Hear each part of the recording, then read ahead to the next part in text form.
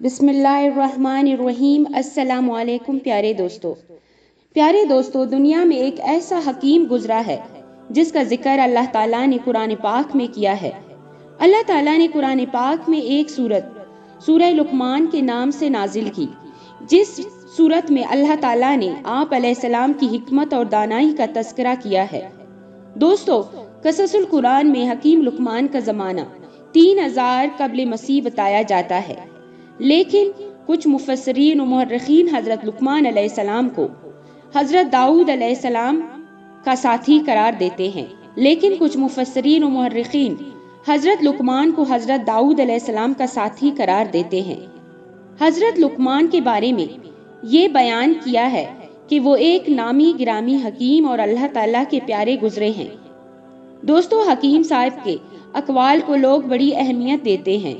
قصص الانبیاء میں حضرت لقمان حکیم کا ایک قصہ بیان کچھ یوں ہوا ہے کہ حضرت لقمان حکیم سے کوئی دوست کچھ رقم بطور قرض لے گیا تھا۔ اس نے جو وعدہ کیا تھا وہ وعدے کے مطابق حکیم صاحب کے پاس نہ پہنچ سکا۔ اس بندے سے قرض واپس لینے کے لیے حکیم لقمان نے اپنے بیٹے کو اس کے گھر بھیجا۔ اس آدمی کے پاس جانے سے پہلے لقمان صاحب نے اپنے بیٹے کو کچھ نصیحتیں کی۔ ان میں سے پہلی نصیحت یہ تھی کہ بیٹا، آپ کے راستے میں ایک میدان آئے گا جس کے کنارے ایک چشمہ ہوگا، وہاں ہی بہت ہی خطرناک اور بڑا درخت آئے گا، اس کے نیچے آرام کرنے کے لیے مت بیٹھنا۔ دوسرا، بیٹا، اس میدان کے کافی فاصلے پر ایک شہر آئے گا، وہاں بھول کر بھی رات بسر نہ کرنا۔ تیسرا یہ تھا، بیٹا، جس بندے کے پاس میں تجھ کو قرض واپس لینے کے لیے بھیج رہا ہوں، اس کے گھر میں رات مت بسر کرنا، وہ بندہ بہت ہی خطرناک اور دھوکے باز ہے، ایسا نہ ہو کہ وہ تم کو نقصان پہنچائے۔ بیٹا، ان 3 نصیحتوں پر ڈٹ کر عمل کرنا۔ اگر میری نصیحتوں کے باوجود کوئی سفید داڑھی والا بزرگ آپ کو ملے تو اس کی ہر بات کو ہرگز نہ ٹالنا، چاہے وہ تم کو کوئی بھی بات کہے، اس کی بات کو مان لینا، چاہے وہ بزرگ میری نصیحت کے خلاف ہی کیوں نہ کہہ رہا ہو۔ دوستو، کہتے ہیں کہ اگلے صبح ہوتے ہی حضرت لقمان کے بیٹے نے سفر شروع کر دیا۔ اس نے راستے میں ایک میدان دیکھا۔ میدان میں ایک بہت ہی میٹھے پانی کا چشمہ تھا۔ اس چشمے کے کنارے ایک درخت کے نیچے ایک بزرگ آرام فرما رہا تھا۔ حضرت لقمان کے بیٹے کو پیاس لگی تھی، لیکن والد کی نصیحت کے مطابق اس نے اس چشمے سے پانی نہ پیا۔ چشمے کے کنارے ایک درخت تھا، اس کے نیچے بیٹھ کر آرام کرنے کو بہت ہی دل کر رہا تھا، لیکن اس نے والد کی نصیحت پر عمل کرتے ہوئے اس کے درخت کے نیچے نہ بیٹھا۔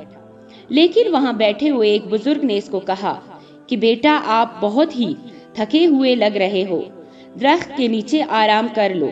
بیٹے نے کہا کہ بابا جی، میرے باپ کی نصیحت ہے کہ درخت کے نیچے مت بیٹھنا۔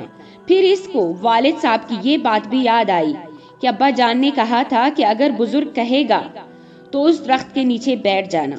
اس لیے حضرت لقمان کا بیٹا اس درخت کے نیچے بیٹھ کر آرام کرنے لگا۔ درخت کا سایہ بہت ہی گہرا تھا۔ حضرت لقمان کے بیٹے کو نیند آ گئی، وہ وہاں ہی سو گیا، لیکن وہ بزرگ جاگ رہا تھا۔ اچانک درخت سے ایک سانپ اترا۔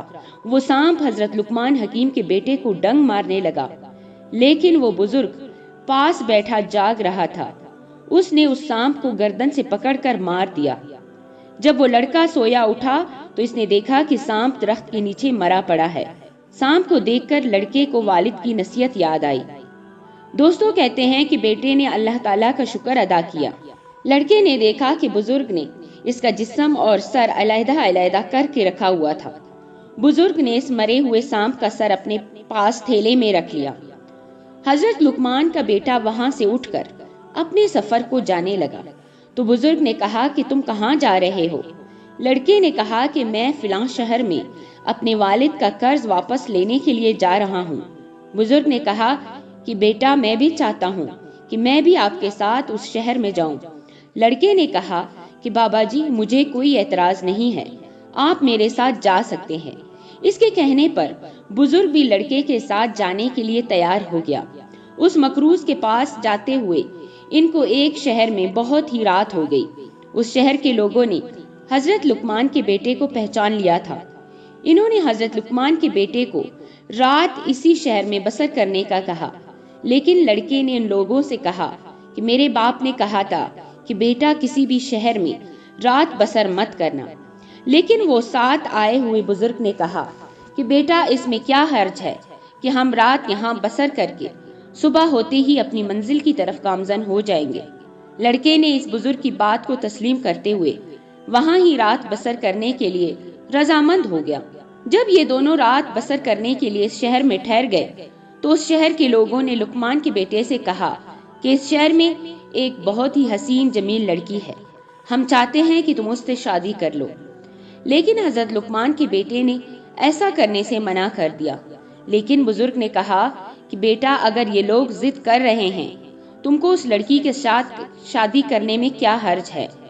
حضرت لقمان کے بیٹے نے بزرگ کے کہنے پر اس لڑکی کے ساتھ شادی کر لی۔ حضرت لقمان کے بیٹے کو کسی نے بتایا کہ اس لڑکی کی پہلے بھی بہت سی شادیاں ہوئی ہیں، کوئی بھی شوہر اس کے پاس ہم بستری کرنے کے لیے جاتا ہے تو اس کی موت ہو جاتی ہے۔ یہ بات لقمان کے بیٹے نے اس بزرگ کو بتائی کہ بابا جی میں نے اس عورت کے بارے میں یہ بات سنی ہے۔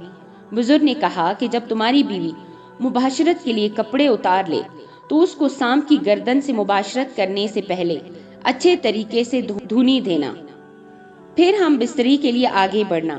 لیکن لڑکے نے بزرگ کے بتائے ہوئے طریقے پر عمل کیا۔ جب صبح ہوئی تو اس کے گھر کے سامنے بے شمار لوگ جمع تھے۔ ان کے خیال میں یہ تھا کہ یہ بھی لڑکا زندہ نہیں رہے گا۔ لقمان کے بیٹے کو زندہ دیکھ کر لوگ بہت ہی حیران ہوئے۔ انہوں نے لقمان کے بیٹے سے زندہ رہنے کا راز دریافت کیا۔ لقمان کے بیٹے نے لڑکی کے گھر والوں کو بتایا کہ تمہاری بیٹی کی جسم پر بہت ہی زہریلا پھوڑا تھا۔ جو بھی مرد اس لڑکی کے پاس جانے کے لیے اس کو ہاتھ لگاتا تھا اس کے پھوڑے سے زہر فوراً جاری ہو جاتا تھا۔ اس زہر کی وجہ سے کوئی بھی اس کا شوہر زندہ نہیں بچتا تھا۔ سام کی دونی دینے سے پھوڑے کا زہر ختم ہو گیا ہے۔ اس کے بعد وہ میاں بیوی ہنسی خوشی رہنے لگے۔ کچھ دن گزرنے کے بعد بزرگ حضرت لقمان کا بیٹا اس مکروز سے قرض لینے کے لیے روانہ ہو گئے۔ جب وہ اس آدمی کے پاس گئے جن سے انہوں نے قرض لیا تھا، اس مکروز نے کہا کہ بیٹا اب تو بہت ہی رات ہو گئی ہے، میری بات مانو، تم تو رات یہاں ہی بسر کر لو، صبح ہوتے ہی رقم لے کر اپنے گھر چلے جانا۔ لیکن لڑکے نے کہا کہ میرے باپ نے نصیحت کی تھی کہ بیٹا کسی کے گھر میں رات بسر مت کرنا۔ اس پر بزرگ نے کہا کہ بیٹا رات بہت ہو گئی ہے، ہم کو رات یہاں بسر کر لینا چاہیے۔ اس طرح انہوں نے مکروز کے گھر ہی رات بسر کرنے کا فیصلہ کیا۔ مکروز نے حضرت لقمان کے بیٹے اور بزرگ کو اپنے گھر کے صحن میں بستر بنا دیا کہ آپ دونوں یہاں رات بسر کر لو۔ وہ دونوں ہی صحن میں بستر پر لیٹ گئے۔ جب کافی رات گزر گئی تو بزرگ اور لقمان کے بیٹے نے مکروز کے بیٹے کو اس بستر پر لٹا دیا۔ بزرگ اور لقمان کا بیٹا گھر کے دوسرے کمرے میں جا کر لیٹ گئے۔ رات کے آخری پہر وہ مکروز آیا، اس نے اس بستر پر لیٹے ہوئے دو نوجوانوں کو قتل کر دیا جو کہ بزرگ اور حضرت لقمان کے بستر پر لیٹے ہوئے تھے۔ مکروز کو اس بات کے بارے میں علم نہ تھا کہ میرے ساتھ ہی دھوکہ ہو رہا ہے۔ اس نے غلطی سے اپنے دونوں بیٹوں کا قتل کر دیا۔ جب صبح ہوئی تو مالک مکان نے دیکھا کہ اس بستر پر اس کے اپنے ہی بیٹے مرے پڑے تھے۔ مکروز کو یہ سب دیکھ کر بہت ہی صدمہ ہوا، لیکن وہ خاموش رہا اور بزرگ اور حضرت لقمان کے بیٹے کو رقم دے کر رخصت کر دیا۔ دوستو، حضرت لقمان کا بیٹا اور بزرگ رقم لے کر چلے گئے۔ جب واپسی پر اسی چشمے والے میدان کے پاس گئے تو بزرگ نے کہا کہ میرا ٹھکانہ آ گیا ہے، تم اپنے گھر چلے جاؤ۔ وہاں سے گھر کی طرف روانہ ہوتے ہوئے لقمان کے بیٹے نے اس بزرگ سے عرض کی، بابا جی ہم نے بہت ہی سفر طے کیا ہے لیکن آپ نے اپنا نام نہیں بتایا ہے۔ بزرگ نے لڑکے سے کہا کہ بیٹا تمہارے والد صاحب میرے نام سے بخوبی واقف ہیں۔ دوستو، کہتے ہیں کہ بیٹے نے گھر آ کر سارا قصہ اپنے باپ حضرت لقمان کو بتایا، پھر اپنے والد گرامی سے کہنے لگے، بابا جان میں نے اس بزرگ سے نام پوچھا تو اس نے فرمایا کہ حضرت لقمان میرے بارے میں خوب جانتے ہیں۔ ابا جان وہ بزرگ کون تھے؟ حضرت لقمان نے بیٹے کو بتایا کہ بیٹا وہ خضر علیہ السلام تھے۔